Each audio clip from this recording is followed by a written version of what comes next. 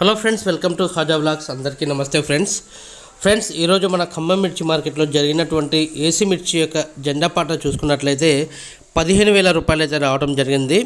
అయితే ఈరోజు ఉన్నటువంటి క్వాలిటీ ఏదైతే ఉందో ఆ క్వాలిటీ ప్రకారంగానే మనకైతే రేటు అనేది రావడం జరిగింది. ఆ రేటు అనేది, ఆ క్వాలిటీ, ఆ రేటు అనేది ఆ రైతు సమక్షంలోనే జెండా పాట అనేది జరుగుతుంది. కాబట్టి ఎవరికి ఎటువంటి సందేహం, ఇబ్బంది లేకుండానే ఇది ముందుకు సాగుతుందన్నమాట.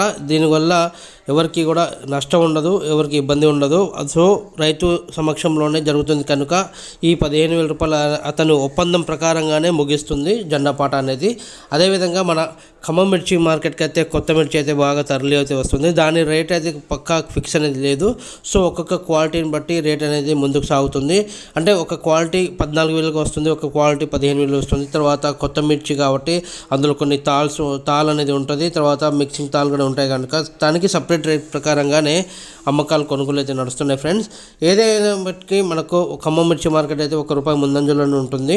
సో ఇంకోటి ఏంటంటే త్వరలో కొత్త మిర్చి జెండా పాట కూడా ఏర్పాటు చేస్తారు. ఎప్పుడు అనేది మనం త్వరలో అనౌన్స్ చేస్తాము ఫ్రెండ్స్. ఈరోజు చూసుకున్నట్లయితే 15,000 రూపాయలు అయితే రావడం జరిగింది. మరి రేపు జరగబోయేటువంటి జెండా పాటలో రేట్ పెరుగుతుందా, తగ్గుతుందా, మరి ఇదే రేట్ వస్తుందా అనేది మనం రేపటి వరకు వేచి చూడాలి.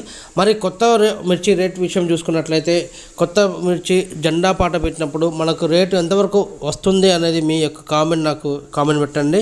ఎంతవరకు రేట్ పలికే అవకాశం ఉంది అనేది అదే కామెంట్ పెట్టండి ఫ్రెండ్స్.